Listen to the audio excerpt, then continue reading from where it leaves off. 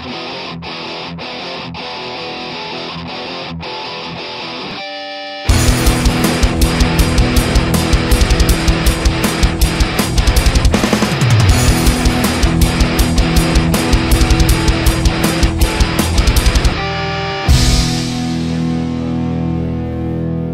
y'all, it's Heel Heat time. Hi everybody and welcome to Heel Heat. My name is George Coles. This is my tag team partner, Wolfie D. Gary Rhodes, everybody. Wolfie D.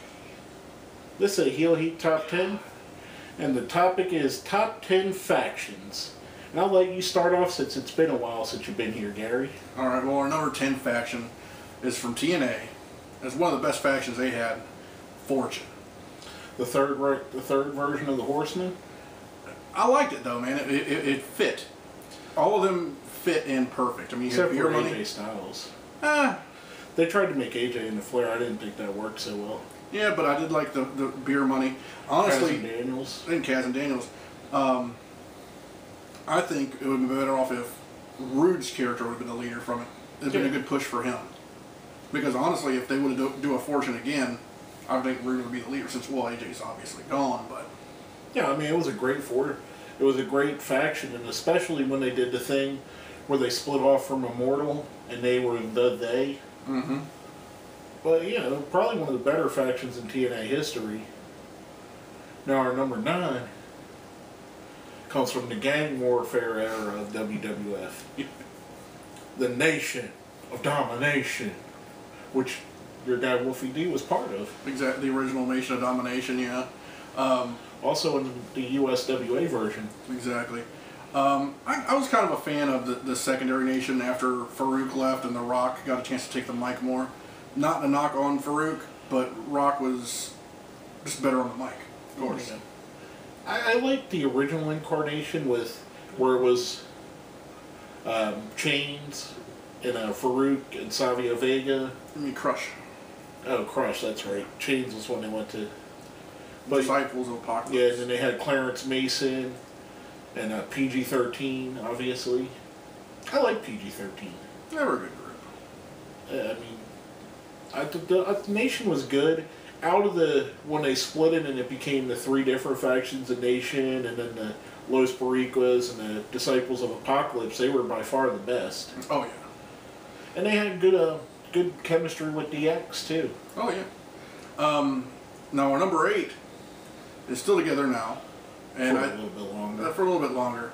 But I see championships between every member of them. Big championships. The Shield. Do you believe? I believe in the Shield. I think all 3 of these guys... I was going to ask you if you believe in life after love. No share.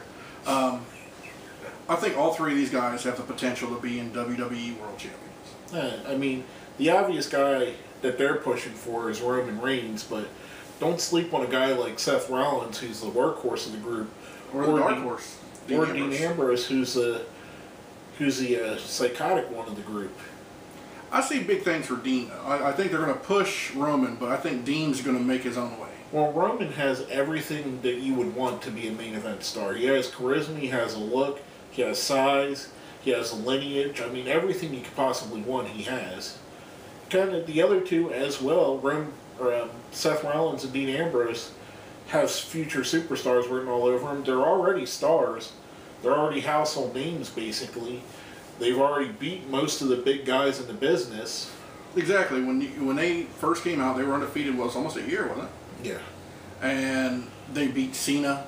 They beat Orton. They beat Daniel Bryan. They beat Kane. Sheamus. Took out the Shield. Took out Undertaker. Exactly. These guys are... I tell you what, these are the guys you're going to watch out for in the years to come. There you go. Now, talking about some guys that you had to watch out for in the past, we're combining 3 groups into one for our number 7 because they were all headlined by the same guy and all had a similar vibe to it, just done in 3 different organizations, whether it be the Nest in ECW, the Flock in WCW, or the Gathering in TNA. Raven's groupings always had that cult-like feeling, kind of similar to what's being done with the Wyatt family now and harkening back to what was done with Kevin Sullivan. But either way, Raven and his groups, I think the Flock, people don't remember how popular the Flock were. The other, other than the N.W.O, I think they were the most popular faction in the history of that era of WCW. Wanted to say N.W.A. Yes. Other than the Horsemen and the N.W.O, I think they're the biggest group that the N.W.A ever had. I think they're even bigger than the Dangerous Alliance. I just think they got there were too many people at the top of the card that had creative control. Guys like Sting, Hogan, Nash, Hall, that held Raven back from being a world champion. Because if you look back, you watch them shows, Raven's just as popular, if not more popular, than anybody on the top of the card. Well, WCW really took a shit on them. It was just like, oh, here's these guys. We'll just give them a check, get them out of ECW, and see what we can do with these guys. And you look at it, I mean, they were very dominant until Bill Goldberg just destroyed everything and took the U.S. title from Raven, which was really ridiculous. I mean, honestly, Raven had a great feud going with DDP, and then the night later he loses it to Goldberg. Exactly.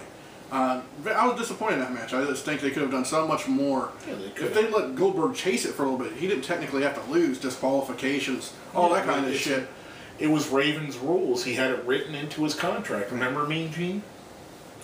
But he could have, they could have built it more, but they decided not to. All right. Well, our next, speaking of the machine, the Corporation, number 6. This was really unheard of at its time, really. I mean, you had the owner, then you had all his minions. But you take a look at the minions that worked for him. I mean, you had the likes of The Rock eventually, Kane, Triple H, Mick Foley, all the big names. Briscoe and Patterson. Mm-hmm. And they were the good comic relief. Hell, there were even factions inside the faction, like the Main Street Posse or the Corporate Ministry. And different little angles coming off of it. Basically, they had their hands in everything. Guys like the Big Boss Man and Ken Shamrock chasing after the lower belts. You had the guys going after the world title, like The Rock, like Triple H, like Mick Foley at times. Then you had, basically, you had the Muscle Cane. They covered every belt. They had a person to go for. The Test went for the European title. Yep, Test went for that. Shamrock had the Intercontinental title. Yeah. And then him and Boss Man did the tag titles. So. Exactly. They were a dominant faction in the at the time, and probably the big part of the biggest storyline in the history of the WWE. I think they were a big part of the Attitude Era. I mean, you had DX and you had Austin. I think without the Corporation, Austin wouldn't have been. Well, they were the foils for the good guys. Now, coming off of that, I would say our number 5, other than Raven's Nest, the biggest faction in the history of ECW was the Triple Threat. Whether it was the original grouping of Dean Malenko, Chris Benoit, and Shane Douglas, or the revamps with Shane Douglas, Chris Candido, and Brian Lee, or Bam Bam Bigelow. They always, much like we said with the Corporation, Shane always was in the world title picture, most of the time champion. In the original version, they had Malenko and Guerrero were both TV champions and both tag team champions. In the newer versions, we had Lance Storm and Chris Candido as tag champions. We had Bam Bam Bigelow going after the TV title. They controlled the belts in ECW, and they had a hell of a mouthpiece with Shane Douglas. And the thing is, with the Triple Threat, there was different incarnations of the Triple Threat, but they were all suitable to be with each other. Yes. There wasn't like an odd man out. There wasn't like. Except for when they tried to bring Lance Storm in as the associate to the Triple Threat. But really though, you take a look. There's always been teams that just like, why is that guy there? And well, it all made sense. The original 3 were, great wrestlers. Then when he brought it back with Candido and Brian Lee, Candido and Brian Lee were a tag team in Smoky Mountain that most people knew about that already, so they made sense to be partners. Mm-hmm. Then Bam Bam Bigelow made perfect sense because it was 2 guys from Jersey with him and Candido. Everything made sense with it. It was just great booking. Oh, exactly. Well, speaking of great booking, our number 4 is one of my personal favorite factions, Evolution. You had the old timer. Then you had the guy the guy that's the face of the company at the point, Triple H. You had the past, the present, and the future. Yeah. Then you had Orton and Batista. And Orton and Batista, they saw something great in these guys years ago, and look where they're at now. I mean, no faction's had more world championships between its members than this faction. No. I mean, you got to look at it. This was 10 years ago. I know Batista's just come back under some controversy, but arguably the two biggest wrestlers since the Evolution have been Batista and Orton. Well, they have been. I mean, they were great. They weren't great against each other, but they were great when Evolution first got together, and it was just Hunter and Rick were together, but the other two would just find their way around somehow to hurt the person that Rick or that Hunter was going against. Well, it took two guys that had a ton of potential, focused their potential, and turned them into megastars. Exactly. And you look at with Orton, he got the title before John Cena. Orton was just not ready mentally, I think. Now, speaking of two megastars, our number 3 group was started by two of the megastars in the history of wrestling, Shawn Michaels and Triple H, the original D-Generation X. Suck it. Along with, you had Rick Rude in China, which were perfect parts to add to that. You had the different incarnations with X-Pac and the Outlaws coming in. DX was like South Park for wrestling. They were, and I love the original, just the two, Shawn and Triple H. The way it happened, it just worked out great. Because, you had, Shawn had a rivalry going with the Taker, and Hunter had a rivalry going on with Mankind, so you put all of them together, and you had the enemy of my enemy is my friend. And it worked out great on television. Plus their rivalry with the Hart Foundation. Oh yeah, you had two guys that legitimately hated each other, and they're friends. Exactly, and I thought it was great. I actually thought they got stronger when Hunter took over the night after WrestleMania 14. Probably the best Monday Night Raw of all time, when he brought out the Kid and the Outlaws and added them to the DX Army. That's when they really picked up steam, and you got the stuff that became legendary, going to WCW, making fun of the nation. So you think they got stronger when they turned to face?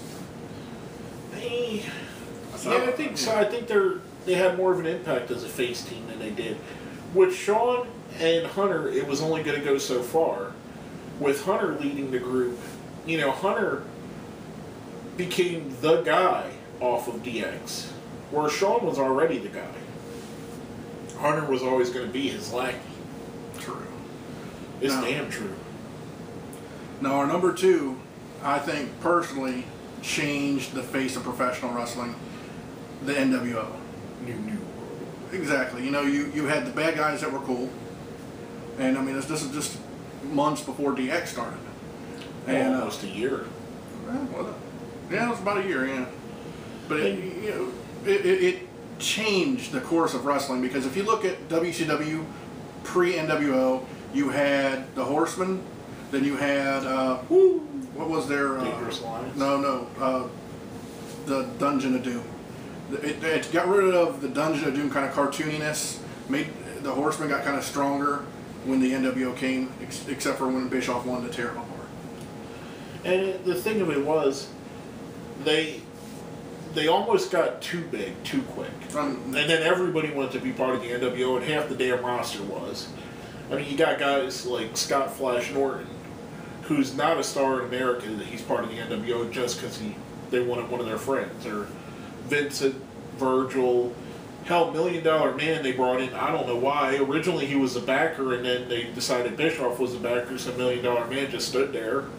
Well, that's why they broke him out and put him with the Steiners. Yeah, and then you got guys like Brian Clark. I mean, they eventually got overbloated and overbooked it. They did too much of the turning to join the NWO. And it was like almost every week another wrestler was joining it. But I would say the original 5 or 6 guys, Hogan, Hall, Nash, Six, the Giant, and DiBiase, I think they're the best. That was the best grouping. Well, like you're talking about the turning, there was decent turns, and there was like who gives a shit turns. Yeah. I mean, your decent turns were, of course, Hogan to start it. Bagwell turn was actually really That's what I was good. going to mention. Bagwell turn was very good. It actually built him up. And Scotty Steiner, too. Scotty Steiner's turn and then Kurt Hennig's turn.